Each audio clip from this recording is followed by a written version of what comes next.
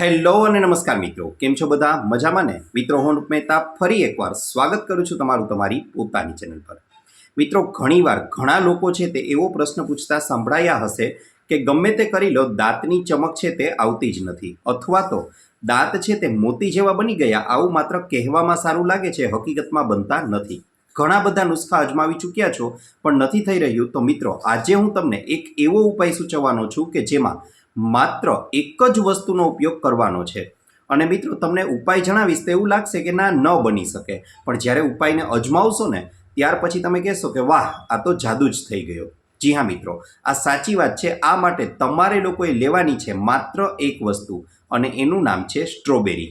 જી હા મિત્રો, માત્ર એક સ્ટ્રોબેરી લઈ અને વાટકામાં તેની બરાબર રીતે પેસ્ટ બનાવી લેવાની છે. હવે આ પેસ્ટને આપણે લોકો જેમ ટૂથપેસ્ટને બ્રશ પર લઈએ છીએ તેમ આ સ્ટ્રોબેરીની પેસ્ટને ટૂથબ્રશ પર લઈ અને બરાબર રીતે ઘસી લેવાની છે, સમગ્ર દાંતમાં જેમ બ્રશ કરીએ છીએ તે પ્રમાણે.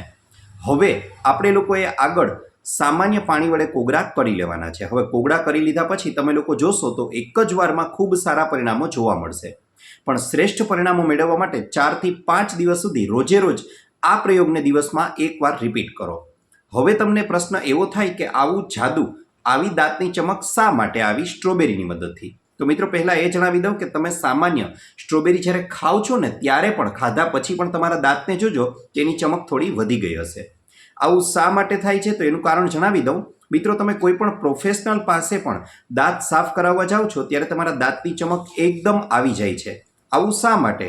કારણ કે દરેક પ્રોફેશનલ દાંતને ચમકાવવા માટે માત્ર એક જ વસ્તુનો ઉપયોગ કરે છે, અને એનું નામ છે મેલિક એસિડ.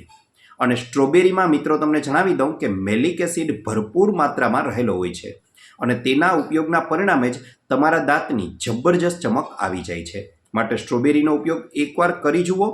આળસુમાં આળસુ વ્યક્તિ પણ આ ઉપાયને સરળતાથી અજમાવી શકે છે અને પ્રયોગ કરી શકે છે. મિત્રો, આશા રાખું છું વિડીયો ગમ્યો હશે.